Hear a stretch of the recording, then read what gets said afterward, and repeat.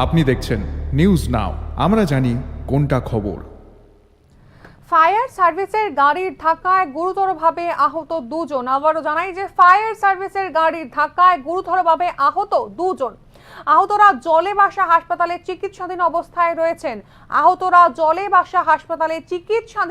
রয়েছেন। ঘটনাটি ঘটেছে উত্তর জেলার পানিসাগর মহকুমার অন্তর্গত জলে ভাসা বাজার সংলগ্ন এলাকায়।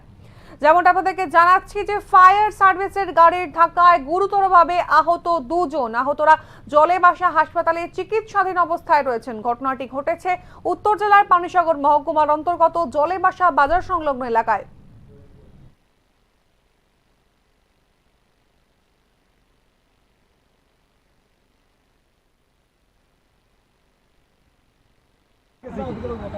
আমার এমনি মারলে আমি গেলাম কিন্তু ভাই না না ওখান যদি আমরা পাবলিকে মারতাম আইও কইলো না মদ খাইছি পাবলিকে তো অ্যাক্সিডেন্ট করলে তো মদ খাইয়া অ্যাক্সিডেন্ট করছে, তার স্বাভাবিক।